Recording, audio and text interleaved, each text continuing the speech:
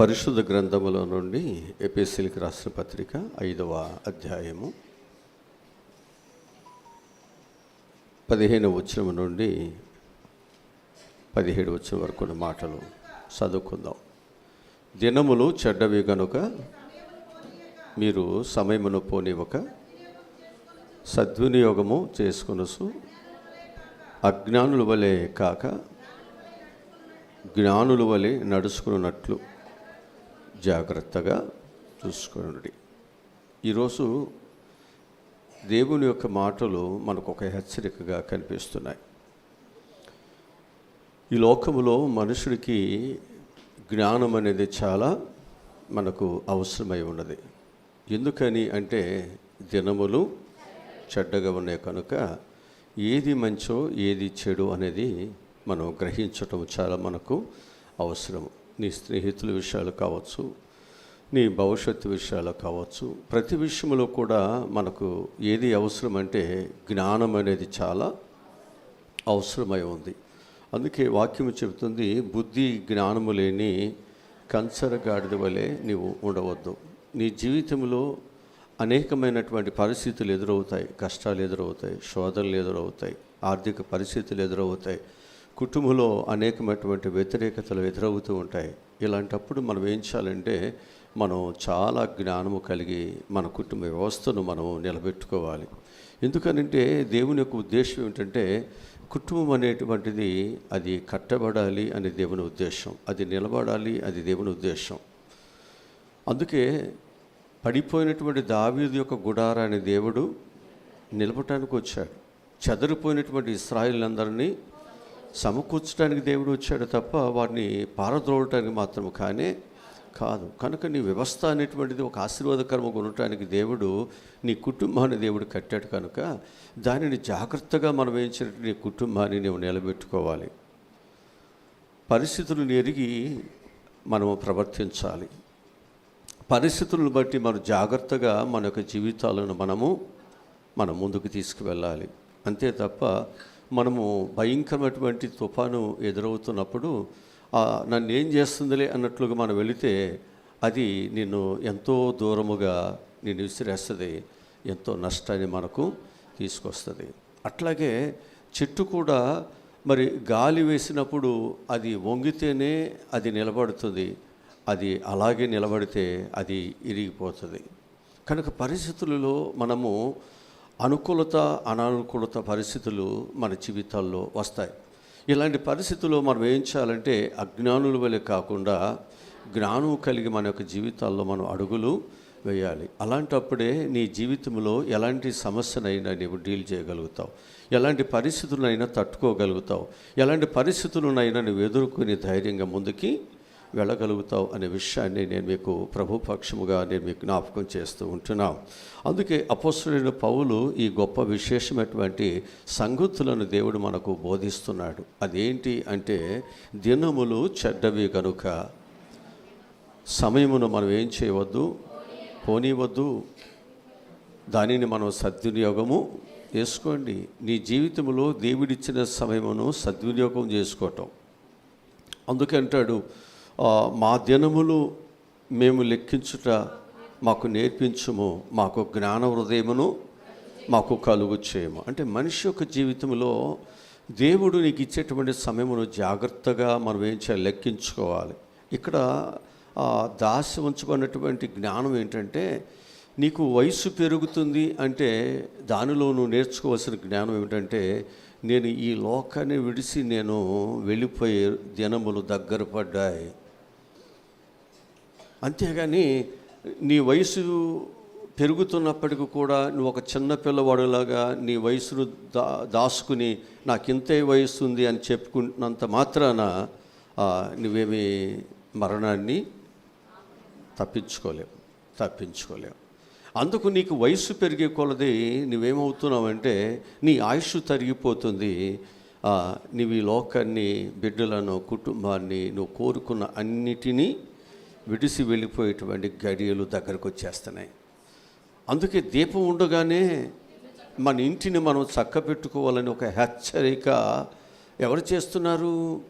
దేవుడు తన వాక్యము ద్వారా మనకు హెచ్చరిక చేస్తున్నాడు. కనుక మనము బుద్ధి జ్ఞానము లేనటువంటి వారుగా మనం ఎవరు కూడా ఉండటానికి వీల్లేదు అనే విషయాన్ని నేను మీ అందరికీ ప్రభుపక్షముగా నేను మీ జ్ఞాపకంలోనికి తీసుకొస్తుంటున్నాను.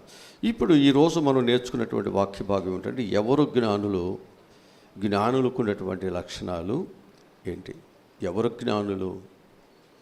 ఈ జ్ఞానులకు ఉన్నటువంటి లక్షణాలు ఏంటి అంటే బైబిల్ మనకు బోధిస్తూ ఉంటుంది. ఒకటి, జ్ఞానులు ఉపదేశమును అంగీకరిస్తారు. జ్ఞానులు ఏం చేస్తారు? ఉపదేశమును అంగీకరిస్తారు. సామెత గ్రంథములో 10వ అధ్యాయము 8వ వచనం నుండి మనం చదువుదాం. జ్ఞానచిత్తుడు ఉపదేశమును, అది ఒక జ్ఞానము కలిగినటువంటి వాడు ఏం చేస్తాడంటే ఉపదేశాన్ని ఏం చేస్తాడు? అంగీకరిస్తాడు. ఒకవేళ నీ జీవితంలో అజ్ఞానమై ఉండి దేవుని యొక్క మాటలను, దేవుని యొక్క ఆలోచనలను దేవుడు నీకు చెబుతున్నప్పటికీ కూడా వాటిని ఒకవేళ నీవు తిరస్కరిస్తున్నట్లయితే నీ జీవితంలో నష్టం అనేది వాటిల్లుతుంది. దేవుడు ఎందుకు మాట్లాడుతున్నాడు? జరిగేవి జరగబోయేవన్నీ ఆయనకి తెలుసు. నేను నశించిపోవటం ఆయనకి ఇష్టము కాదు. నువ్వు నశించిపోతున్నటువంటి మార్గములో, నశించిపోతున్నటువంటి పరిస్థితుల్లో ఒకవేళ నీ జీవితం ఉన్నట్లయితే దేవుడు సరిచేయటానికి దేవుడు మనతో మాట్లాడుతున్నాడు. మాట్లాడుతున్నప్పుడు ఆయన గద్దింపులకు మనం ఏం చేయాలి? లోబడాలి. అది లోబడుకోకుండా తిరుగుబాటు చేసావా నీ జీవితంలో భయంకరమైనటువంటి నష్టాన్ని మనము చూడవలసి వస్తుంటుంది. అందుకే సామెత గ్రంథము 12వ అధ్యాయము 15 వచనం చదువుదాం.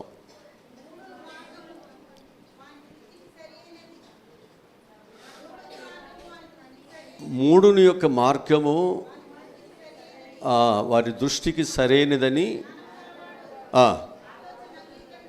అది మూడుని యొక్క మార్గము అతనికి, ఎందుకని? అతడు మూఢుడు కాబట్టి ఆ మార్గం అతను సరైనదే. కానీ జ్ఞానము కలిగిన వారికి ఆ మార్గము సరైనది కాదు కదా. ఆ మూర్ఖుడు లేకపోతే ఆ మూఢుడు చదువు లేనివాడు అనవచ్చు, జ్ఞానము లేనివాడు అనవచ్చు, లేకపోతే అతని యొక్క జీవితంలో అతడు ఎవ్వరి మాట విననటువంటి కఠినుడైన కూడా అనుకోవచ్చు. ఇలాంటిది అతని యొక్క జీవితాన్ని బట్టి అది అతనికి సరైనదే. ఒకసారి దావీదంట తన గొర్రెలకు చక్కని కాపులా కాసి, తన గొర్రెలను చక్కగా దేవుడు వారి యొక్క మందను ఏ శత్రువు పట్టుకుపోకుండా వారి యొక్క మందను చక్కగా కాపాడి అభివృద్ధి చేశాడు. అప్పుడు ఆ వ్యక్తి యొక్క గృహానికి తన సేవకులు పంపించి, మేము మీ మందకు, మీ కుటుంబానికి ఇంత మంచి చేసాము కనుక మీరు మాకు ఏదైనా ఆహారమును ఇవ్వమని చెప్పేసి వారి ఇంటికి పంపిస్తే ఆ యజమానుడు ఏం చేస్తాడు? ఎవరింటి దగ్గర ఏముండే అనుకుంటున్నారు మీరు? ఎవరో మాకు తెలియదు, ఏదో కాపలాగేసాను, ఏదో వచ్చి మాకు సహాయం చేయండి అని చెప్పేసి మీరు అడిగితే నేను ఇస్తానా అని చెప్పి వారిని అవమానపరిచాడు కదా. వారిని ఏం చేశాడు? అవమానపరిచాడు. ఆ విషయాన్ని తీసుకువెళ్ళి దావీదుతో చెప్తే దావీదు చాలా కోపపడిపోయి ఏం చేశాడు? తను ఆ వ్యక్తిని చంపటానికి దావీదు చాలా రౌద్రముతో వస్తున్నప్పుడు ఆ విషయం తెలిసినటువంటి ఆ భార్య ఏం చేసింది? ఎదురు వెళ్ళిపోయి దావీదు కాళ్ళ మీద పడిపోయి, అయ్యా అతడు మూర్ఖుడయ్యా, అతని యొక్క పరిస్థితిని బట్టి అతడు మాట్లాడుతున్నాడు కనుక అతనిని నా ముఖము చూసి ఆ బిడ్డను క్షమించండి అని ఏం చేసిందో తెలుసండి? తన భర్త నిమిత్తమై ఆమె పశ్చాత్తాపపడి తన భర్త యొక్క ప్రాణాల్ని కాపాడుకోగలిగింది. అందుకే వాక్యం చెబుతుంది, జ్ఞానవంతురాలు తన ఇంటిని కడుతుంది, మూఢులు తన ఇంటిని పెరికి వేసుకుంటూ ఉన్నారు. ఈరోజు నీ జీవితంలో, నా జీవితంలో కొన్ని మూర్ఖత్వపు పరిస్థితులు బట్టి కొన్ని సమస్యలు, కొన్ని ఇబ్బందులు మన మీదకి వస్తూ ఉన్నాయి. దానిని మనం ఏం చేయాలి అంటే జాగ్రత్తగా దానిని మనం జ్ఞానంతో దానిని మనం ఏం చేయాలన్నమాట, మనం దానిని డీల్ చేసుకోవాల్సినటువంటి అవసరం మన మీద ఉంది. అందుకే దేవుడు మనతో మాట్లాడుతున్నాడు. దావీదుతో మాట్లాడాడు, నువ్వు తప్పు చేస్తున్నావని ప్రవక్త అయినటువంటి నాతాను వెళ్ళి మాట్లాడితే ఏం చేశాడు, దావీదు దానిని జాగ్రత్తగా ఆ గద్దింపులకు లోబడ్డాడు, సరి చేసుకున్నాడు. అందుకే ఉగ్రతను తప్పించబడి దేవుని యొక్క ఆశీర్వాదాలు తాను సంపాదించుకున్నాడు. ఎన్నిసార్లు గద్దించినను లోబడకపోతే మరి తిరుగు లేకుండా హఠాత్తుగా మనం ఏమైపోతామని వాక్యం చెబుతుందంటే మరణిస్తామని చెప్పబడుతుంది. ఈరోజు ప్రియ దేవుని బిడ్డలారా, నీవు నేను నశించిపోవటం దేవునికి ఇష్టము కాదు. కాబట్టి దేవుడు మన స్థితిని ఎరిగినవాడుగా దేవుడు మనతో మాట్లాడుతున్నాడు. నువ్వు సరి చేసుకున్నట్లయితే, ఆయన గద్దింపులకు లోబడినట్లయితే, నీ అతిక్రమం పాప దోషము ఏదైతే ఉందో అది ఘోరమైనప్పటికీ కూడా దేవుడు దాన్ని తీసివేస్తాడు, ఆయన సరి చేస్తాడు. తిరిగి నీకు రావాల్సిన ఆశీర్వాదాలు దేవుడు తప్పకుండా మనకిస్తాడు. ఏముందులే అన్నట్లుగా నువ్వు దాన్ని ధిక్కరించి కానీ మూర్ఖముగా నువ్వు ప్రవర్తించవా, దాని యొక్క పర్యవసారము, దాని ఫలితాన్ని మనం ఖచ్చితంగా అనుభవించవలసి వస్తుంది. జాగ్రత్త, జాగ్రత్త. దేవుడు నిన్ను గద్దిస్తున్నాడు అంటే నీవు నేను నశించడం ఆయనకి ఇష్టము కాదు. కాబట్టి సరి చేసుకొని ఆయన మనకు ఒక హెచ్చరికలను దేవుడు మనకు పంపిస్తున్నాడు. అంతే తప్ప సేవకుడు అచ్చంగా నా మీదే మాట్లాడుతున్నాడు, సేవకుడికి ఎవరు చెప్పారనుకుంటా, ఈ సేవకుడు ఇప్పుడు పోతాడు మా ఊరి నుండి. సేవకుడు పోతే సుఖం లేదండి. నీ మనసు మారితే నీకు ప్రయోజనం. దేవుడు నీతో మాట్లాడేది నీవు బ్రతుకు మార్చుకుంటావని దేవుడు మాట్లాడుతున్నాడు. నువ్వేం కోరుకుంటున్నావంటే బ్రతుకు మార్చుకోకుండా సేవకుడే పోతే బాగుండు అని నువ్వు అనుకుంటున్నావు. దానివల్ల ఉపయోగం ఏమీ లేదు అనే విషయాన్ని నేను మీకు ప్రభుపక్షముగా నేను మీకు జ్ఞాపకం చేస్తూ ఉంటున్నాను. అలాగనే రెండవదిగా మనం చూసినట్లయితే మన యొక్క జీవితాలలో ఎవరు జ్ఞానులకు ఉన్నటువంటి లక్షణాలు ఏంటి అంటే దేవుని గద్దింపులకు లోబడే మొదటి లక్షణం. రెండవ లక్షణం ఏంటి అంటే జ్ఞానులు కోపమును ఏం చేస్తారన్నమాట, అణుసుకుంటూ ఉంటారు. జ్ఞానులు ఏం చేస్తారు, కోపాన్ని అణుసుకుంటూ ఉంటారు. ఈ కోపము అనేటువంటిది ఏం చేస్తుంది అంటే కుటుంబాన్ని విడదీస్తుంది, మనుషుల యొక్క జీవితాలను విడదీస్తుంది. నీ కుటుంబాన్ని నాశనములోనికి, నష్టములోనికి, ఇబ్బందులలోనికి, అనేకమైన పరిస్థితుల్లోనికి తీసుకువెళ్ళిపోతుంది. అందుకే జ్ఞానులు ఏం చేస్తారంటే వారు కోపాన్ని ఎందుకు అలుసుకుంటున్నారు అంటే కొట్టలేకో, తిట్టలేకో, లేకపోతే ఇంకొక విధంగా వారు ప్రవర్తించలేక కాదు. దీనివల్ల సమస్య రెట్టింపు అవుతుంది. దీనివల్ల సమస్య ద్వారా ఆర్థిక ఇబ్బందులకు లోనవుతాం. దీనివలన ఈ సమస్య ఏమవుతుందంటే కోర్టులకు వెళ్ళాల్సి వస్తుంది, జైలుకి వెళ్ళాల్సి వస్తుంది.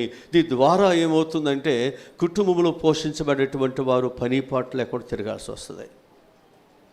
ఈ విధంగా ఏమవుతుందంటే కుటుంబాన్ని అభివృద్ధిలోకి తీసుకువెళ్ళాల్సి వస్తుంది. మనము మన కుటుంబాన్ని మనమే చేతులారా నాశనము చేసుకుంటూ ఉంటాం. అందుకే జ్ఞానము కలిగినటువంటి వాడు ఏం చేస్తూ ఉంటాడు అంటే దానిని జాగ్రత్తగా ఏం చేస్తారన్నమాట, అణుసుకుంటూ ఉంటాడు. లేకపోతే నీ కోపమే నీకు శత్రువు అవుతుంది, నీ కోపమే నీకు నష్టాన్ని తీసుకొస్తుంది, నీ కోపమే నిన్ను అన్ని విధాలా నిన్ను అణిసివేస్తుంది.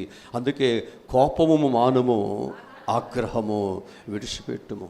మన కోపాలతో మనం ఏం చేయలేము, మన ఆగ్రహాలతో మనం ఏం చేయలేము. వ్యవస్థను పాడు చేసుకుంటాం, మంచి జీవితాన్ని పాడు చేసుకుంటాం, నీ లైఫ్ని నీవే పాడు చేసుకుంటూ ఉంటావు.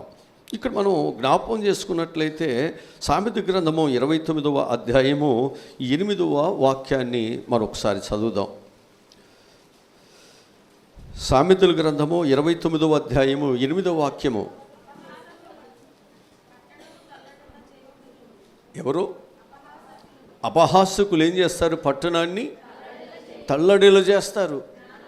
జ్ఞానులు కోపాన్ని ఏం చేస్తారు, చల్లారుస్తారు. ఎవరు మనకు మంచిది? అపహాస్యకులు ఎగతాళి చేసేవాళ్ళు మంచిదా? ఒక వ్యక్తి మీద నిందలు వేస్తూ ఆ వ్యక్తిని బాధ పెట్టేవాళ్ళు మంచిదా? లేతే ఆ వ్యక్తి యొక్క జీవితంలో ఉన్నటువంటి ఆ కోపం నుంచి, బాధ నుంచి తప్పించి వారికి మంచి చెప్పేవాళ్ళు మంచివాళ్ళ? ఎవరు నీకు మంచిది? ఎవరు నీకు మంచిది? అలాగనే 11 వచ్చిన చదువుదాం. బుద్ధిహీనులు ఏం చేస్తారు? వారి కోపమంతా వారు అనుకుంటున్నారు నేను చాలా బాగా మాట్లాడుతున్నాను, లేకపోతే నేను మాట్లాడుతున్నటువంటిది కరెక్ట్గా ఉంది అని చెప్పేసి అనుకోవచ్చు. కానీ బైబిల్ అంటుంది ఈ బుద్ధిహీనులంట ఏం చేస్తారంట? వారి కోపమంతటిని కనుపరుస్తారంట. జ్ఞానము కలిగిన వాడు ఆ కోపాన్ని అణుసుకుని ఏం చేస్తాడు? దానిని జాగ్రత్తగా కాపాడుకుంటాడు. అంటే ప్రతి ఒక్క మనిషి జీవితంలో కోపం ఉంటుందా ఉండదా? అందరికీ కోపాలు ఉంటాయి. ఆ కోపము నీకు నష్టాన్ని తేకుండా ఆ కోపాన్ని మనం ఏం చేయాలంటే కోపపడాలి. కానీ ఆ కోపము నీకు నష్టాన్ని కలిగించేటట్లుగా కోపపడవద్దు. ఒక వ్యక్తి యొక్క జీవితాన్ని నష్టపరిచేటట్టుగా నీ కోపాన్ని నీవు వ్యక్తపరచొద్దు. కోపం ఉండాలి, కానీ ఆ కోపము నీకు నష్టాన్ని కలిగించేదిగా ఉండకూడదు. జాగ్రత్త. దానినే జ్ఞానము. వాక్యంలో ఇంకొక మాట ఉంది. 7వ అధ్యాయము సామెత గ్రంథము 5వ వచనం చదువుదాం.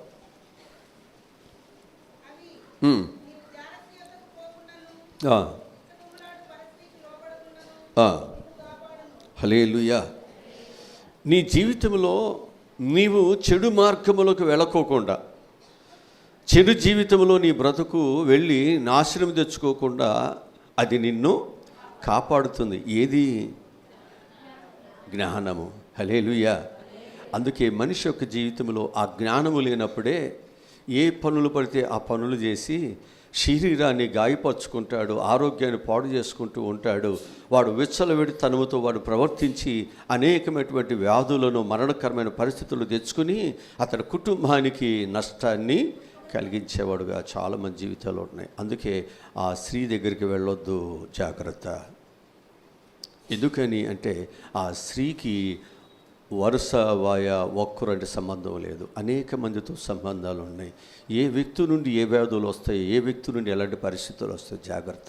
ఆ వ్యక్తి దగ్గరికి నువ్వు వెళ్ళేవంటే ఆ వ్యక్తి ద్వారా వచ్చేటువంటి ఆ వ్యాధి మరల నీ భార్యకు, నీ కుటుంబానికి అందించాల్సి వస్తుంది. నీ భర్తకు దాన్ని నువ్వు అంటించాల్సి వస్తుంది. తద్వారా నీ కుటుంబాన్ని నీవే ఏం చేస్తున్నావు? నాశనం చేస్తున్నావు. ఇది ఎవరికి వస్తుంది అంటే జ్ఞానము కలిగిన వారికి వస్తుంది.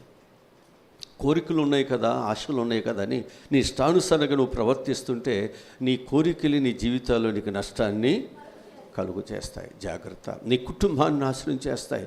నువ్వు ప్రేమిస్తున్న నీ భర్తకు నష్టాన్ని తెస్తాయి. నువ్వు ప్రేమిస్తున్న నీ భార్యకు నష్టాన్ని తెస్తాయి. మీ ఇద్దరు లేకపోతే నీ పిల్లలకి నష్టం తీసుకొస్తుంది. అందుకే జ్ఞానము కలిగినటువంటి వాడు ఆ మార్గాలలో వెళ్లకుండా జాగ్రత్త కలిగి తన యొక్క పరిస్థితులను ఆయన జాగ్రత్తగా చేసుకుంటాడు అనేటువంటిది, కాపాడుకోగలుగుతాడు అనేటువంటిది వాక్యం మనకు నేర్పిస్తూ ఉంటుంది. ఉదాహరణకు మనం చూసినట్లయితే హేరోదు రాజు ఏమైపోయాడు అంటే, జ్ఞానులంట నీ వెళ్ళి పూజించి నీవు వచ్చి మాకు చెప్పండి, నేను కూడా వెళ్ళి పూజిస్తాను అని చెప్పేసి హేరోదు రాజు జ్ఞానులకు చెబితే, జ్ఞానులు ఆ మాట సరేనని చెప్పి వెళ్ళిన తర్వాత వారు ప్రభువు దగ్గరికి వెళ్ళిన తర్వాత ప్రభువుతో వారితో మాట్లాడాడు. మీరు వెళ్ళిన మార్గంలో మీరు వెళ్ళవద్దు అని చెబితే వారు, ఈ హేరోదు ఏం చేస్తాడంటే ఈ జ్ఞానులు రాలేదు, నన్ను మోసం చేశారని చెప్పి వారు రౌద్రుడైపోయే కోపం వచ్చి ఏం చేస్తాడో తెలుసండి, వారి దేశంలో ఉన్నటువంటి 2 సంవత్సరాల లోపు ఉన్నటువంటి పిల్లలందరినీ సంహరించేశాడు. ఆగ్రహము. రాబోయేటువంటి కాలానికి నేటి బాలలే నీ దేశ అభివృద్ధికి కారకులైతే, నీ అభివృద్ధిని నువ్వేం చేసావు? చిన్న ప్రాణంలోనే, చిన్న జీవితంలోనే వాడిని చంపేశావు. వారిలో దేశాన్ని కాపాడే సైంటిస్టులు ఉండొచ్చు, గొప్ప గొప్ప వాళ్ళు ఉండొచ్చు, నీ దేశానికి ఉపయోగపడేటువంటి వాళ్ళు ఉండొచ్చు. వీళ్ళందరూ నువ్వేం చేసావు? నీ మాట అక్కడ నెగ్గలేదని నువ్వు దేశాన్ని పాడు చేసావు. కుటుంబాలలో గర్భశోకాన్ని, కన్నీటిని మిగిల్చావు. ఈరోజు నేను మీకు జ్ఞాపకం చేస్తున్నాను, అజ్ఞానం వలన నీ తెలివి తక్కువ యొక్క పరిపాలనతో దేశానికి రక్షణ కలిగించవలసిన బిడ్డలకు రక్షణ కలిగించవలసిన ప్రయోజనాన్ని కలిగించేటువంటి నీవు ఏం చేసావు? ఆ దేశాన్నే ఆ కాదోములోని చీకటిలోనికి నెట్టివేస్తున్నారు. జాగ్రత్త. అజ్ఞానం వల్ల అనేకమైన పరిస్థితులు మన జీవితాల్లోనికి వస్తాయి. అందుకే కోపం, మానము, ఆగ్రహము. ఆలోచించు. సమస్యలు వచ్చాయి, మోసం చేశారు, దాన్ని ఎలాగో పరిష్కరించుకోవాలో జ్ఞానముతో దాన్ని చేయాలి తప్ప మూర్ఖత్వంతో నాకు అధికారం ఉంది, నాకు బలం ఉంది, నేను ఏదైనా చేయగలను విర్రవీగి నీ జీవితంలో ముందుకు వెళితే నష్టం అనేది చూడాల్సి వస్తుంది అని చెప్పి వాక్యం మనకు చాలా స్పష్టంగా మనకు బోధిస్తూ ఉంటుంది. ఇక మూడవదిగా మనం చూసినట్లయితే జ్ఞానులు అన్ని సంగతులను వివేచిస్తారు, తెలుసుకుంటారు. జ్ఞానులు ఏం చేస్తారు? అన్ని సంగతులను వివేచిస్తారు. హోషేయ గ్రంథము 14వ అధ్యాయము 9వ వచనం చదువుదాం. హోషేయ గ్రంథము 14వ అధ్యాయము 9వ వచనం చదువుదాం. జ్ఞానులు ఈ సంగతులను వివేచించుదురు, బుద్ధిమంతులు వాటిని గ్రహించుదురు. ఎలయనగా యెహోవా మార్గములు చక్కనివి, నీతిమంతులు వాటిని అనుసరించి తిరుగుబాటు చేయవారు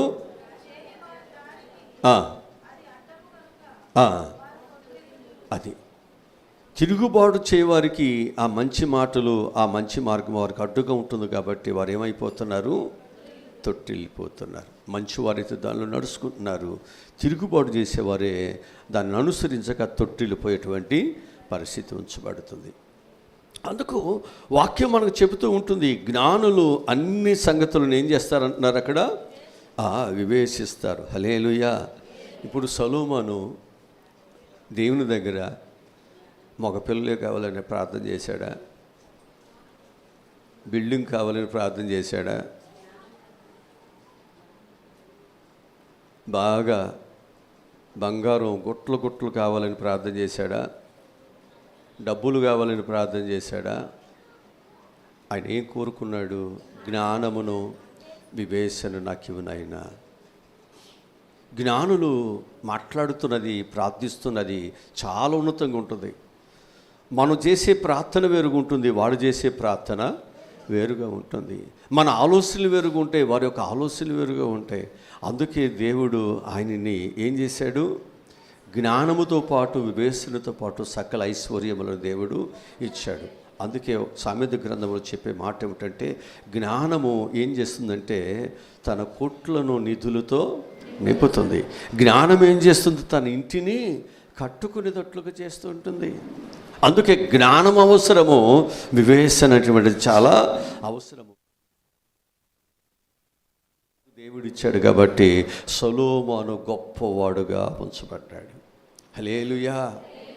తన దేశము ఎంతో గొప్పగా కట్టబడింది. సొలొమోను చాలా గొప్పగా తన యొక్క జీవితాన్ని ప్రజలకి దగ్గరగా తీసుకువెళ్ళాడు. అందుకే అనేక మంది సొలొమోను యొక్క జ్ఞానాన్ని చూడాలి, పరిపాలన చూడాలి, ఆయన చేస్తున్నటువంటి అనేక విషయాలను చూడాలి, నేర్చుకోవాలి. అంతేనా?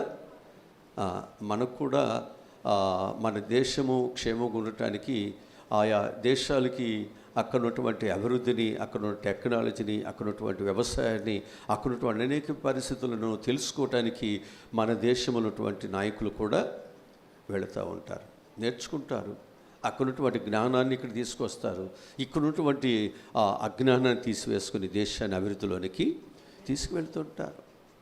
కనుక ఇక్కడ సొలొమోను ఎలా ఉన్నాడు అంటే మహాజ్ఞానము కలిగినటువంటి దేవుని దగ్గర జ్ఞానాన్ని పొందుకున్నవాడుగా, వివేచనను పొందుకునేటానికి ఆశ కలిగి దేవుని దగ్గర ప్రార్థనలు చేసిన వాడుగా మనకు కనిపిస్తూ ఉంటున్నాడు. మొదటి రాజుల గ్రంథంలో 4వ అధ్యాయము 29వ వచనాన్ని చదువుదాం.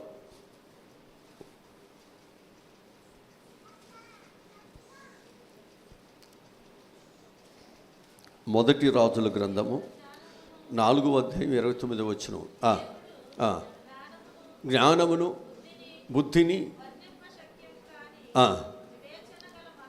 వివేచన గల మనసును సొలొమోనుకు దేవుడు. అబ్బా, మనమైతే పట్టజాలన్నీ డబ్బులు కావాలంటాం. దేవుడు ఆయనకి ఏమి ఇచ్చాడు? పట్టజాలినంత జ్ఞానమునిచ్చాడు, బుద్ధినిచ్చాడు, వివేచనను ఆయనకి అస్సలు వర్ణించ సఖ్యము కానటువంటి వివేచనను ఆయనకి దేవుడు కలుగు చేశాడు. ఇవే ఆయనని ఉన్నతమైన రాజుగా, గొప్పవానుగా, ఎవ్వరి ఊహలకు అందనంత ఎత్తైన స్థితిలోనికి అవి ఎక్కిస్తూ ఉన్నాయి. అక్కడ అంటాడు, నువ్వు వెండిని, బంగారమును, డబ్బులను, ఈ లోకములు వెలగని ఏవి నువ్వు అడగలేదయ్యా. నువ్వు చాలా గొప్ప జ్ఞానముతో నువ్వు ప్రార్థన చేసావు కాబట్టి వీటితో పాటు అవి కూడా నేను నీకు ఇచ్చేస్తాను. హల్లెలూయా, హల్లెలూయా. ప్రసంగి గ్రంథము 7వ అధ్యాయము 23-24 వచ్చేసి చదువుదాం. ప్రసంగి గ్రంథము 7వ అధ్యాయము 23-24 వచ్చేసి చదువుదాం.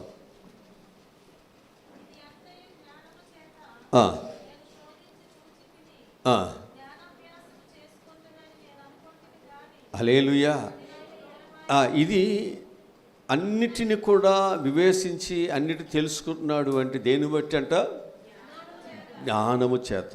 ప్రతి దానిని నువ్వు తెలుసుకోవాలంటే నీకు ఏది కావాలి? జ్ఞానము చాలా అవసరం. ఏది వ్యర్థమో ఏది మంచిదో నీకు తెలియాలి. అందుకే సొలొమోను అంటాడు, ఈ సూర్యుడి కింద ఉన్నదంతా కూడా ఏమన్నాడు? వ్యర్థమే, వ్యర్థమే, వ్యర్థమే. ఈ సూర్యుడి కింద ఉన్నటువంటిది ఏదైనా వ్యర్థమే అని అన్నాడు. ఇక్కడ ఏదైనా, అది రాజు అయిన కావచ్చు, సింహాసనం అయిన కావచ్చు, ఎత్తైన కావచ్చు, పల్లమైన కావచ్చు, ఏదైనా కావచ్చు, ఇవంతా వ్యర్థమే, ఇవన్నీ వ్యర్థమే అని చెప్తూ వచ్చాడు. అంటే తన జ్ఞానముతో ఇవన్నీ నేను పరిశోధన చేశాను, వివేచనతో పరిశోధన చేస్తే ఏది మంచిదో ఏది చెడు నాకు అర్థమైపోయింది. మంచిది ఏదంటే ఈ సూర్యునికి పైన ఉన్నటువంటిది, అంటే దేవుడు, పరలోకము, అది నాకు మంచిది, అది నేను సంపాదించుకోవాలి. ఈ లోకములో సూర్యుని కింద ఉన్నటువంటి ఏది కూడా ప్రయోజనకరమైనది కానే కాదు. ఆ సూర్యునికి పైన ఉన్నటువంటి దేవుడు, పరలోకం ఏదైతే ఉందో అది నాకు కావాలి. హల్లెలూయా, హల్లెలూయా. అందుకు జ్ఞానము అన్ని సంగతులను ఏం చేస్తుంది? వివేచిస్తుంది. కొన్నిటినే కాదు, అన్నిటినీ కూడా అది నీకు తెలియజేస్తూ ఉంటుంది, తెలుసుకునేటట్లుగా చేస్తూ ఉంటుంది. ఇక 4వదిగా మనం చూసినట్లయితే జ్ఞానులు ఏం చేస్తారంటే గద్దింపును ప్రేమిస్తారు. జ్ఞానులు ఏం చేస్తారు? గద్దింపును ప్రేమిస్తారు. వాక్యముల నుండి సామెతల గ్రంథము 9వ అధ్యాయము 8వ వాక్యాన్ని చదువుదాం. అపహాస్యకుని గద్దింపకము, గద్దించిన ఎడల. అతడు అపహాస్యం చేసేవాడు, హేళన చేస్తూనే ఉంటాడు. నువ్వెన్ని చెప్పినా ఈ పాస్టర్ గారులది ఏముందండి, బతుకు తెరువు కోసం వాళ్ళు ఏదో మాటలు చెబుతారు. వాడు తెల్లారులేసిన కాడి నుంచి వాడు ఆలోచన ఏంటి? అపహాస్యము. అందుకే అపహాస్యం చేసే మనసు ఉంది కాబట్టి మంచిని కూడా అతడు రిసీవ్ చేసుకోలేకపోతున్నాడు. అతని భవిష్యత్తును కూడా అతను రిసీవ్ చేసుకోలేకపోతున్నాడు. తన తప్పును సరి చేసుకుని అతను వర్ధిల్లటానికి దేవుడు మాట్లాడుతున్నా దానిని అపహాస్యముగానే తీసుకున్నాడు, ఎగతాళిగా తీసుకున్నాడు, దాన్ని చిల్లిగా తక్కువగా తీసుకున్నాడు. అందుకే తన జీవితాన్ని, తన లైఫ్ని పాడు చేసుకుంటున్నాడు. జాగ్రత్త. దేవుడు ఒకవేళ నీతో మాట్లాడుతుంటే అపహాస్యం చేసే స్థితిలో ఉన్నట్లయితే, ఎగతాళి చేసే స్థితిలో ఉన్నట్లయితే మోసపోకుడి. దేవుడు ఎక్కిరించబడడు, నువ్వు ఎక్కిరించబడతావు. ఆ తరువాత అయ్యో చెప్పిన మాట వినలేదయ్యా, నోవాహు నువ్వు చెప్పిన మాట మేము వినలేదయ్యా అని తరువాత రుము బాదుకుంటూ పరిస్థితులను బట్టి కేకలు వేస్తున్నప్పటికీ ఆ పరిస్థితులన్నిటిలో కూడా నీకు సహాయం చేయటానికి అన్ని ద్వారాలు మూయబడిపోతాయి. ఇక ఎవ్వరు నీకు సహాయము. జాగ్రత్త. ద్వారాలు మూయబడక మునిపే ప్రేమ కలిగిన దేవుడు నీకు సమీపంగా ఉన్నప్పుడే, నీ ప్రార్థనలు విని నీకు దేవుడు సహాయమును చేయాలని మంచి మనసు కలిగి ఉన్నప్పుడే నువ్వేం చేయాలో తెలుసండి. నీవు దేవుని దగ్గరికి రండి, ఆయన మాటను వినండి, నీ జీవితంలో ప్రభు యొక్క కృప ద్వారా దీవించబడాలని నేను మీకు జ్ఞాపకం చేస్తూ ఉంటున్నాను. కనుక ఇక్కడ మనం 29వ సామెత గ్రంథం 29వ అధ్యాయము 15 వచనం కూడా చదువుదాం. సామెత గ్రంథము 29వ అధ్యాయము 15 వచనం చదువుదాం.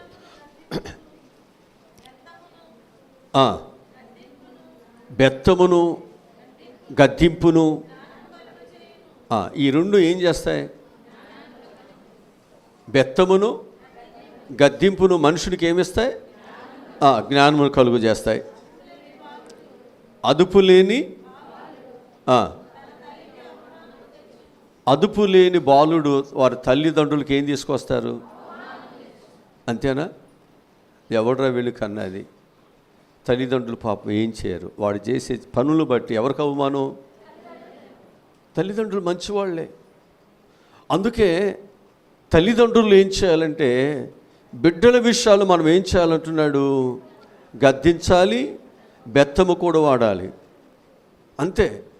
కోపపడుము కానీ పాపం చేయవద్దు, ఆగ్రహించవద్దు, అది పాపం అవుతుంది. ఇప్పుడు మన పిల్లలు ఎక్కడో ఉన్నారు, మన పిల్లలు తప్పు చేస్తున్నారు వాస్తవంగా.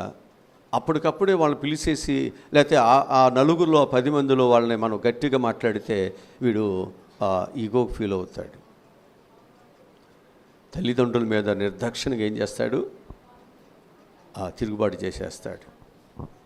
అదే తప్పు చేశాడు, గద్దించవలసిన బాధ్యత నీ మీదే ఉంది. ఎప్పుడు గద్దించాలి? ఇంటికి తీసుకొచ్చి, నాయన వాడితో స్నేహం చేయొద్దన్నావు కదా, వాడితో ఉండొద్దన్నాను కదా, ఆ మార్గం మంచిది కదా అని చెప్పావు కదా, నువ్వెందుకు నాయన అలా వెళుతున్నావు, అలా వెళితే మంచిది కదని చెబితే ఆ బిడ్డ కొంతవరకైనా తండ్రి యొక్క మాటలను రిసీవ్ చేసుకోవటానికి స్వీకరించడానికి అవకాశం ఉంది. నేను తండ్రిని కదా, నాకు బాధ్యతలునే కదా, నేను శిక్షిస్తాను అని అంటే పెడితే తింటారు కానీ ఊరుకుంటారా? జాగ్రత్త. అందుకే నీ జీవితంలో అజ్ఞానముతో ఏ విషయంలో కూడా నీవు ప్రవర్తించవద్దు. జ్ఞానముతోనే నీ కుటుంబ జీవితాన్ని నువ్వు ఏం చేయాలి? జాగ్రత్తగా తీసుకురావాలి. అది భర్త అయినా కావచ్చు, భార్య అయినా కావచ్చు. మనం పోట్లాడటం వల్ల భర్త ఇంకా రెచ్చిపోతాడు, మన పోట్లాడటం వల్ల భార్య ఇంకా రెచ్చిపోతుంటుంది. మనం ఇంకా కోపపడటం వల్ల మన పిల్లలు ఇంకా మూర్ఖత్వంలోనికి వెళ్ళిపోతారు. జాగ్రత్తగా వారిని మనం ఏం చేయాలన్నమాట? వారిని డీల్ చేస్తూ వారిని జాగ్రత్తగా తీసుకురావాలి. ఉదాహరణకి అత్తగారు ముందు వండుకున్న భోజనం తినటం ఒక అలవాటు అనుకోండి. పాపం కొత్తగా వచ్చిన కోడలికి అత్తగారు మనసు తెలియక వండేసి ముందే ఆమె అత్తగారి ముందు ప్లేట్లు పెట్టుకు తింటే అత్తగారు హృదయం ఎట్టుంటుందో చెప్పండి? అగ్ని పర్వతంలాగా తొక్క ఉడిగిపోద్దంతే. అవకాశం దొరికితే భర్తకు 4 ఎక్కేసి టీవీ సౌండ్ ఎక్కువ పెట్టి నేను కొడుతున్నది, నేను తిట్టేది బయటకు రాకోకుండా సపోర్ట్ చేస్తుంది. అదే అత్తగారికి ఉడికిన అన్నం, వేడి అన్నం, ముందు అన్నం, ఆమె గుణాన్ని బుద్ధిని ఎరిగి ఎందుకంటే దీనికి కాస్త ఆ ప్లేట్లు పెట్టి తగలబెడితే మౌనంగా ఉంటుంది. ఆ తర్వాత నువ్వు ఎంత కూరైనా తినవచ్చు, కాస్త ముందు పడేస్తే చాలండి. భర్త నిన్నేమనన్నా ఊరుకోకుండా టీవీ కట్టేసి అవసరమైతే అడ్డు నిలబడి బంగారం అంటే కోడలు నేను వంటావా అని చెప్పేసి కని పెంచిన కొడుకును కూడా పక్కన పడేసి కోడలకు సపోర్ట్ చేస్తుంది. అందుకే ఇక్కడ చెప్పే మాట ఏమిటంటే, జ్ఞానము కలిగి గద్దింపును నువ్వు ఎప్పుడైతే ప్రేమిస్తున్నావో ఆ గద్దింపు నిన్ను ఏం చేస్తుందన్నమాట? గొప్పవానిగా నీ జీవితాన్ని చేస్తూ ఉంటుంది. అక్కడ మనకు యోబు గ్రంథము 5వ అధ్యాయం 17 వచనంలో ఒక మాట ఉంది. యోబు గ్రంథము 5వ అధ్యాయం 17 వచనంలో ఒక మాట ఉంది, చదువుదాం దాన్ని. భక్తుడైనటువంటి యోబు ఏమని చెబుతున్నాడు చూడండి. దేవుడు గద్దించే మనుషుడు ధన్యుడు అని చెబుతున్నాడు. కాబట్టి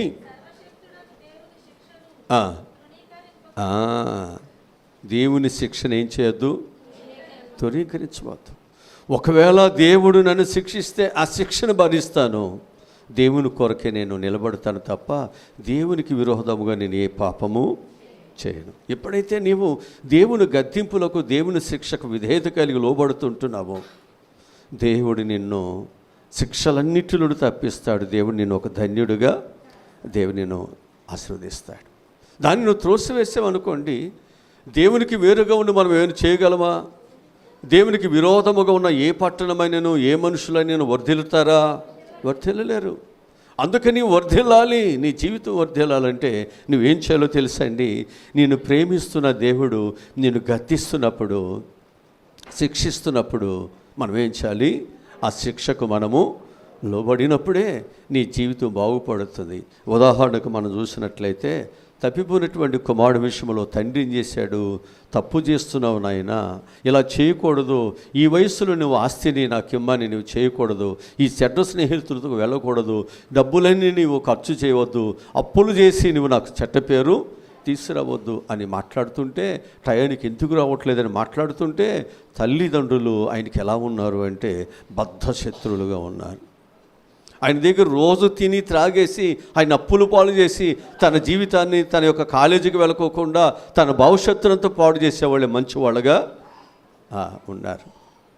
చివరికి ఏమైపోయారో తెలుసండి, తల్లిదండ్రుల మీద కోపం పెట్టుకొని, తల్లిదండ్రుల మీద పగ పెంచుకొని, తల్లిదండ్రుల యొక్క ఇంట్లో తల్లిదండ్రులతో ఉండటం అది మంచిది కాదని చెప్పేసి వెళ్ళిపోయి చివరాఖరికి తన జీవితాన్ని నాశనం చేసుకున్నాడు. ఆ తరువాత ఆయనకి బుద్ధి వచ్చింది. నాశనం అయిన తర్వాత బుద్ధి వచ్చింది. అప్పుడు ఏం చేస్తాడు? తండ్రి దగ్గరికి ఆయన తిరిగి వచ్చినట్లుగా బైబిల్ చెబుతుంది. జాగ్రత్త. అదే ఆ గద్దింపులు లోబడినట్లయితే ఆయనకి అవమానం వచ్చేది కాదు, ఇలాంటి బాధలు, ఇలాంటి కష్టాలు తన మీదకి వచ్చేవి కాదు. అందుకే నీ జీవితంలో దేవుడు నీ భవిష్యత్తుని ఎరిగి ఉన్నాడు. ఇలా నువ్వు వెళ్ళటం బట్టి నీకు వచ్చే నష్టం ఏంటో, ఇలా నువ్వు వెళ్ళటం బట్టి నువ్వేమేమి పోగొట్టుకుంటావో, ఏ విధంగా నువ్వు భ్రష్లు అవుతావో, ఏ విధంగా నీ జీవితం పతనానికి వెళ్ళిపోతుందో దేవుడికి తెలుసు. కాబట్టే దేవుడు నీతో మాట్లాడుతున్నాడు. ఒక పూట కూటి కొరకు నీ జీవితాన్ని పాడు చేసుకుంటావా? బట్టల కొరకు, వస్తువుల కొరకు, నీ పిల్లల కొరకు, నీ భవిష్యత్తు కొరకు దేవుని యొక్క నామాన్ని దోషణ పాలు చేస్తూ దేవునికి వ్యతిరేకంగా బ్రతుకుతావా? ఆలోచించండి, ఆలోచించండి. ఏది నీకు ఖ్యాతో, ఏది నీకు మేలును కలిగిస్తుందో ఆలోచించండి. ఏ మార్గమైతే, ఏ మాటలైతే నీకు మేలును చేస్తాయి, ఏది నేను బ్రతికిస్తుందో ఆలోచించేయండి. కేవలం నీ జ్ఞానముతో నీ కుటుంబం కొరకు, నీ బిడ్డల కొరకే కాదు నువ్వు బ్రతకాల్సింది. నువ్వు దేవుని బిడ్డగా, దేవునికి నామానికి ఘనతను తీసుకొచ్చే బిడ్డగా కూడా నువ్వు ఉండాలి. నా ఇష్టం వచ్చినట్లుగా నా శరీరం సుఖపరచుకోవటానికి, నా ఆలోచనలు నేను నెరవేర్చుకోవటానికి కాదు. నీ వెనుక తల్లిదండ్రులు ఉన్నారు, వారి ఆలోచనకు నువ్వు పట్టించుకోవాలి, వారి ఆత్మ గౌరవాన్ని కూడా నువ్వు కాపాడాలి. వారు కూడా నీ పట్ల చాలా వారు ఆలోచన కలిగి ఉన్నారు. దాన్ని నువ్వు కాలదనుకుని వెళ్ళిపోయి నీ ఇష్టానుసారంగా వెళ్ళిపోతానంటే ఎట్లా? వాళ్ళ మనసును గాయపెట్టవద్దు. నా శరీరము, నా వయసు, నా ఇష్టము, నా సంపాదన అన్నట్లుగా నువ్వు వెళ్ళిపోతే ఎట్లా కుదురుద్ది? అలా తల్లిదండ్రులు అనుకున్నట్లయితే ఈరోజు నీకు ఈ స్థాయి వచ్చేదా? జాగ్రత్త. నీకు ఒక వయసు వచ్చిన తర్వాత తల్లిదండ్రులు తక్కువ చూస్తున్నావేమో, కుటుంబాన్ని తక్కువ చూస్తున్నావేమో, ఇది నాది అన్నట్లుగా నువ్వు ఉంటున్నావేమో.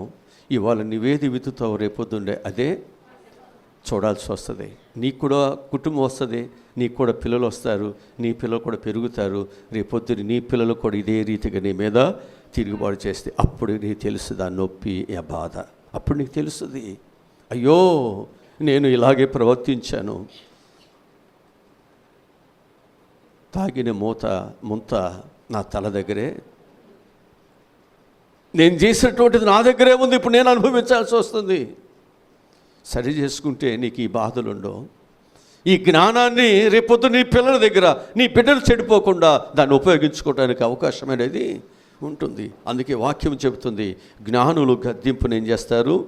ప్రేమిస్తారు, తిరుగుబాటు చేయరు. ఎవరు తిరుగుబాటు చేస్తారంటే మూర్ఖులు దానిని తిరుగుబాటు చేసి పడిపోతూ ఉంటారు. జాగ్రత్త. నువ్వు తిరుగుబాటు చేసి పడిపోతున్నావా? వ్యతిరేకించి జారిపోతున్నావా? నువ్వు దేవుని మాటను ధిక్కరించి నీ జీవితంలో నష్టాన్ని తెచ్చుకుంటున్నావా? జాగ్రత్త.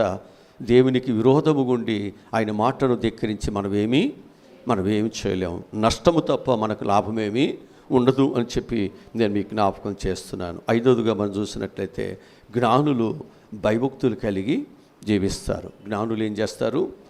భయభక్తులు కలిగి జీవిస్తారు. సామెత గ్రంథము 9వ అధ్యాయము 10వ వచనం చదువుదాం.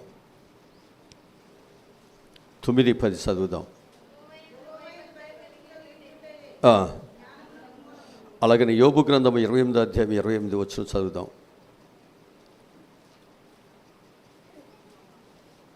యోబు గ్రంథము 28వ అధ్యాయం 28వ వచనం చదువుదాం. యెహోవా యందు భయభక్తులే జ్ఞానమనియు, దుష్టత్వమును విడుచుటయే వివేకమనియు ఆయన నరులకు. ఈరోజు జ్ఞానం అంటే ఏంటంటే దేవుని యందు భయభక్తులు కలిగి ఉండటం, చెడుతనాన్ని విసర్జించం. ఇదే వివేకం, ఇదే వివేకము, అదే జ్ఞానము. ఈ రెండు దేవుడు నీకు లోపిస్తున్నప్పుడు, దేవుడు నేను గద్దిస్తున్నప్పుడు, ఆయన గద్దింపులోకి మనం ఏం చేయాలి? లోబడినప్పుడే దేవుడు నీకు సహాయమును దేవుడు చేస్తాడు. ఇక ఆరోదుగా చూసినట్లయితే జ్ఞానులు దేవుని యొక్క మర్మాలను గ్రహిస్తారు. జ్ఞానులు ఏం చేస్తారు? దేవుని యొక్క మర్మాలని గ్రహిస్తారు. దానియేలు గ్రంథము 9వ అధ్యాయం 18వ వచనం చదువుదాం. 9:18 చదువుదాం.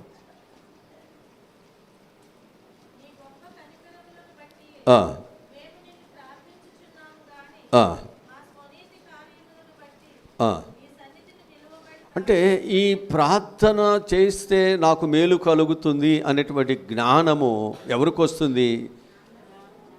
దేవుని యందు జ్ఞానము కలిగి వివేచనతో బ్రతుకుతున్నారే వారికి మాత్రమే. అక్కడ కష్టమైన పరిస్థితి ఉన్న ప్రార్థన మానకూడదు, ప్రార్థన మానకూడదు. ఈ ప్రార్థన నేను మానకుండా ప్రార్థన చేస్తే దేవుడు నాకు సహాయమును చేస్తాడు. అది కేవలము ఆ వివేచనతో జ్ఞానముతో ఉన్నవారే ప్రార్థనను మానకుండా, దైవ సన్నిధిని మానుకోకుండా దైవాన్ని, ప్రార్థనను ఎక్కువగా ప్రేమిస్తారు. ఎక్కువగా ఆ దైవంతో, దేవునితో జ్ఞానము కలిగి ఉంటారు. యోసేపు ఆదికాండములు మనం చూస్తే, ఉదాహరణకి యోసేపు గురించి మనం చూస్తే ఆదికాండము 41వ అధ్యాయము 15-16 వచ్చిన చదువుదాం. 15-16 వచ్చిన చదువుదాం. నేను ఒక కలగంటిని,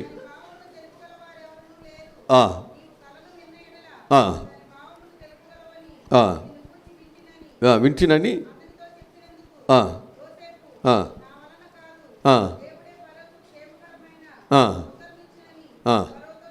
హల్లెలూయా. ఇది ఎవరిస్తారు? నీవేమో నా గురించి నువ్వు విన్నావు, కానీ నేను కదయ్యా, దేవుడే ఇవన్నీ దేవుడిస్తాడు. ఈ వివేచన జ్ఞానము దేవుడిస్తున్నాడు. ఈ వివేచన జ్ఞానమును, అనేకమైనటువంటి విషయాలను తెలుసుకున్నటువంటిది దేవుడు నాకు ఇచ్చాడయ్యా. ఇది అందరికి రాదు, ఇది దేవుడు నాకు అనుగ్రహించాడు. ఇది దేనిని బట్టి వస్తుంది? అది దేవుని యందు భయభక్తులు కలిగి ఉండడం బట్టి ఈ జ్ఞానము, ఈ వివేచన అనేది వస్తుంది. అందుకే నా జీవితంలో నా యొక్క అన్నదమ్ములు, నా కుటుంబం నాకు నష్టాన్ని కలిగిస్తున్నా, లేకపోతే నేను నమ్మినటువంటి ఆ పోతీఫర్ యొక్క ఇంటిలో నాకు నష్టాన్ని కలిగిస్తున్నా, నేను దేవుని యందు భయభక్తులు కలిగి నేను జీవించాను కాబట్టి దేవుడు నాకు ఈ జ్ఞానాన్ని దేవుడిచ్చాడు. ఈరోజు ప్రియ దేవుని బిడ్డలారా, వారు అనేక విషయాలను, మర్మాలను వారు గ్రహించారు కాబట్టి వారు ఉన్నతమైన స్థితిలో దేవుడు వారిని కూర్చోబెట్టాడు. నీవు గ్రహించాలి. పరిశుద్ధత కలిగి ఉండమంటున్నాడు ఎందుకు? పాపానికి దూరంగా ఉండమంటున్నాడు ఎందుకు? దేవుని సన్నిధిని మానవద్దు అని చెప్తున్నాడు ఎందుకు? నీ కోపాన్ని మానమని చెప్తాడు ఎందుకు? వాక్యానికి విధేయత కలిగి ఉండమని చెప్తాడు ఎందుకో తెలుసా? నిన్ను ఉన్నతమైన స్థితికి దేవుడు నిన్ను తీసుకువెళ్ళాలని. ఇవన్నీ నీకు ఆటంకాలు, అభ్యంతరాలు, విడిచిపెట్టి ఇవన్నీ. దేవుడిచ్చేటువంటి ఆశీర్వాదము కొరకు నువ్వు ఎదురుచూడు. దేవుడిచ్చే కృప కొరకు నువ్వు కనిపెట్టుకో. తగిన కాలమందు దేవుడు నిన్ను హెచ్చిస్తాడు. దేవుడు నిన్ను హెచ్చిస్తాడు. దేవుడు ఉన్నతమైన స్థితికి దేవుడు నిన్ను తీసుకువెళ్తాడు. ప్రభు మీద ఆనుకోండి, ప్రభు మీద మనసు పెట్టండి. తప్పకుండా ప్రభు దొరుకు కాలములో నీవు ధన్యుడివే. ప్రభు యొక్క కృప నీకు దొరికిందంటే నీవు ధన్యురాలివే. ఎందుకనంటే ప్రభు యొక్క కృప మరీకు దొరికింది, మరి ధన్యురాలు అయిపోయింది. స్త్రీలందరిలో ఆశీర్వదించబడిన ధన్యురాలు అయిపోయింది. ఈరోజు నువ్వు ధన్యురాలు అవుతావు. ఓర్చుకోండి, భరించండి. నీతి కొరకు ఆకలి దప్పుకులైనా జీవించండి. నిందించేవారు ఉంటారు, మనల్ని ఇబ్బంది పెట్టేవాళ్ళు ఉంటారు, మనల్ని హేళన చేసేవాళ్ళు ఉంటారు, మనల్ని చాలా అవమానకరంగా మాట్లాడేవాళ్ళు ఉంటారు. ఏమీ పర్వాలేదు. ఒకరోజు నీ నీతి, నీ యథార్థత, నీ భక్తి బయటికి వస్తుంది. ఆ రోజు తలదించుకుని ఏడుస్తారు, ఆ రోజు పశ్చాత్తాపడతారు, ఆ రోజు వారి జీవితాల్లో నేను చేసింది తప్పు అని తెలుసుకునేటువంటి రోజు ఒకరోజు అంటూ మనిషికి ఉంది. ఎందుకంటే మనిషికి మనసు ఉంది కాబట్టి, హృదయం ఉంది కాబట్టి. ఈ హృదయము ఒకరోజు కాకపోయినా ఒకరోజు, ఒక క్షణము కాకపోయినా ఒక క్షణము అది మంచిగా ఆలోచన చేస్తుంది. అప్పుడు తప్పేంటో ఒప్పేంటో నీకు అర్థమవుతుంది. తప్పిపోయిన కుమారుడికి పశ్చాత్తాపం ఖచ్చితంగా వస్తుందా రాదా? ఖచ్చితంగా వస్తుంది. విరోధమైనటువంటి జీవితాలు, విరోధమైన మాటలు, విరోధమైనటువంటి ఆ పరిస్థితులు ఏమవుతున్నాయో ఒకరోజు నీవు పశ్చాత్తాపడబట్టి ఒక రోజు అనేది ఉంది అని చెప్పి నేను మీకు జ్ఞాపకం చేస్తున్నాను. అందుకే జ్ఞానులు ఏం చేశారన్నమాట, దేవుని యొక్క మర్మాలను వారు గ్రహించి అజ్ఞానములోకి వెళ్ళకుండా, పాపములోకి వెళ్ళిపోకుండా, పరిస్థితులు బట్టి కోపాల్లోకి వెళ్ళిపోకుండా, పరిస్థితిని బట్టి ఆ గొడవలలోనికి, దెబ్బలాట్లలోనికి, ఇతరితర పరిస్థితులకు వెళ్ళకోకుండా వారు కోపాన్ని అణుసుకుని జాగ్రత్తగా ఉండి వారి కుటుంబాన్ని కట్టుకునే వాళ్ళు చాలామంది ఉన్నారు. జాగ్రత్త. భవిష్యత్తు పాడు చేసుకోవక. పోయిన భవిష్యత్తు రాదు. నువ్వు కోపపడి నీ భర్తను కుటుంబాన్ని విడిచి వెళ్ళిపోతే నష్టము నీ కుటుంబానికి కలుగుతుంది. ఓర్చుకో, పరిస్థితులు ఓర్చుకో, నిలబడు. నీ శాయశక్తులు ఓపుకున్నంత వరకు ఆ సమస్యను ఎదిరించడానికి ధైర్యంగా ఉండు. ఆర్థిక ఇబ్బందులను ఎదిరించు, లేమేదైతుందో దాన్ని ఎదిరించు. దానిని సంపాదించుకోవటానికి నువ్వు అహర్నిశలు దేవునికి ఇచ్చిన ఓపికతో పనిచేయండి, వయసుతో పనిచేయండి, జ్ఞానంతో పనిచేయండి. తప్పకుండా దాన్ని జయిస్తావు. అదే దానికి దూరంగా వెళ్ళిపోతే అది ఇంకా పిల్లలు పెట్టి పెరిగి పెరిగి పెరిగి నీ కుటుంబానికి నువ్వు మోయలేనటువంటి భారాన్ని కలిగిస్తుంది. జాగ్రత్త. జ్ఞానవంతురాలు తన ఇంటిని కడుతుంది. మూఢుడు ఏం చేస్తారన్నమాట? జాగ్రత్త. కుటుంబంలో భర్త మూర్ఖంగా ఉంటే భార్య అయినా జ్ఞానం ఉండాలి, భార్య మూర్ఖంగా ఉంటే భర్త అయినా జ్ఞానము కలిగి ఉండాలి. ఒకవేళ పిల్లలు మూర్ఖంగా ఉంటే తల్లిదండ్రులైనా జ్ఞానము ఉండాలి. కుటుంబం అంతా మూర్ఖంగా ఉంటే ఆ కుటుంబం రాక్షస లేకపోతే అగ్నిగా, ఒక భయంకరమైనటువంటి కుటుంబంగా ఆ కుటుంబం ఉండాల్సి వస్తుంది. ఎందుకనంటే ఆ కుటుంబాన్ని నివారణ చేసేటువంటి వారు ఎవరు లేరు కాబట్టి. ఇప్పుడు అగ్ని వస్తున్నప్పుడు నివారణ చేయటానికి ఏం చేయాలి? నీళ్ళ ట్యాంకులు వెళ్ళాలి. ఆ నీళ్ళ ట్యాంకులు అయిపోతే అదేం చేస్తుంది? ఆగ్రహానికి కుటుంబాన్ని కాల్చేస్తుంది, వ్యక్తులు కాల్చేస్తుంది. భయంకరమైనటువంటి చివరాఖరికి ఏం మిగులుద్ది? బూడిదే మిగులుద్ది, ఏముండదు. అందుకే ఆగ్రహాలు, కోపాలు వచ్చినప్పుడు దానిని ఆపగలిగే నీళ్ళ ట్యాంకులాగా చల్లార్చగలిగినటువంటి వారుగా, మన తల్లిదండ్రులుగా, వారి భవిష్యత్తు కోరే వరకు మనం ఉందాం. అలాంటి జ్ఞానాన్ని మనం సంపాదించుకుందాం. అలాంటి ఆగ్రహంతో ఉన్నటువంటి వారిని చల్లార్చడానికి వెళితే కొన్నిసార్లు దెబ్బలు మనకు తగులుతాయి, నిందలు మన మీదకి వస్తాయి, బాధలు మన మీదకి వస్తాయి. అయినా పర్వాలా, ఒక ప్రాణాన్ని, ఒక కుటుంబాన్ని, వారి భవిష్యత్తును కాపాడినటువంటి బిడ్డలకనే జీవితం ఉంటుంది. అందుకే భవిష్యత్తు కొరకు ఎంతోమంది ప్రాణాలు పెట్టారు. భవిష్యత్తు కొరకు అనేకమైన వాటి కొరకు ఎంతోమంది ప్రాణాలు పెడుతూనే ఉన్నారు, ఇప్పటికీ పెడుతూనే ఉన్నారు, పోరాటాలు చేస్తున్నారు. ఈ పోరాటాల్లో శత్రువు ఏం చేస్తున్నారు? వారిని చంపేస్తున్నప్పటికీ కూడా వారు పోరాటం ఆపు చేస్తున్నారా? ఇది ఎప్పటి నుంచో పూలే దగ్గర నుంచి, రమాబాయి గారి దగ్గర నుంచి, ఇంకా అంతకు మునుపు ఉన్నటువంటి మిషనరీల దగ్గర నుంచి, ఆ తర్వాత అంబేద్కర్ తర్వాత ఆ వంశవళిలో అనేక మంది ఆదర్శప్రాయులు ఇప్పటికీ ఏం చేస్తున్నారు? దానిని ఆదర్శం తీసుకుని ఇంకా ప్రయత్నాలు, ఆ ప్రయత్నము పరిపూర్ణతలోకి రాకపోయినా ఎంతో కొంత సమాజానికి మేలు చేస్తుంది. అసలు మేలు చేయకుండా అయితే లేదు. నీ ప్రయత్నము ఎంతో కొంత నీ కుటుంబానికి, నీ బిడ్డలకు ప్రయోజనాన్ని కలిగజేస్తుంది. నీ సంఘానికి ప్రయోజనం. కీడు మాత్రం చేయొద్దు, మంచిని చేయండి. ఎంతో కొంత చేయతగిన మంచిని చేయండి. నువ్వు బ్రతికినంత కాలము ఆ మంచి అలా నిలిచిపోద్ది.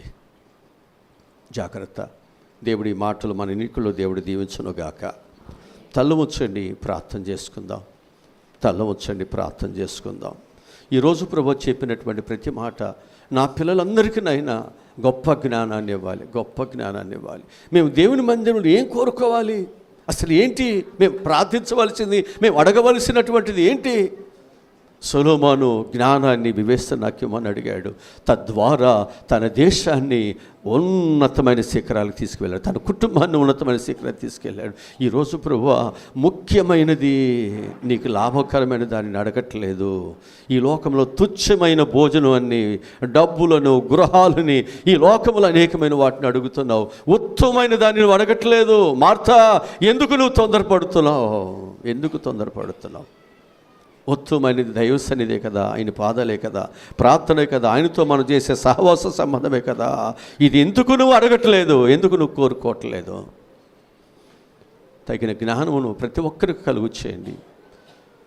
బిడ్డల కొరకు, కుటుంబం కొరకు, భవిష్యత్తు కొరకు, భవిష్యత్తుని ఇవ్వగలిగిన దేవుని పాదాలు పట్టుకుని మేము ప్రార్థించగలిగితే నా బిడ్డలకు దేవుడు మంచి మార్గాన్ని చూపిస్తాడు, నా కుటుంబానికి దేవుడు మంచిని చూపిస్తాడు. మంచి చేసే దేవుడు నా దగ్గరికి వచ్చి అడగండి, నేను బూది దిగంతములోకి మీకు సొత్తుకి ఇస్తానని దేవుడు చెబుతుంటే మనమేమో అడగలేకపోతున్నాం. లోకం చుట్టూ తిరుగుతున్నాం, మనుషుల చుట్టూ తిరుగుతున్నాం, అనేకమైన వాటి చుట్టూ తిరుగుతున్నాం. ఇచ్చే దేవుని పాదాలు పట్టుకుని బ్రతుకులాడలేకపోతున్నాం. ఈరోజు ప్రభువా, మేమందరము దేవుని కృపను పొందుకోవటానికి, జ్ఞానము కలిగిన దేవుని దగ్గర మేమందరం రావటానికి, కుటుంబాలకు రావటానికి సహాయములను దయచేయమని యేసు నామములో ఈ మనవులు ఈ ప్రార్థనలు అడిగి పొందుకొని ఉన్నాము తండ్రి. ఆమేన్.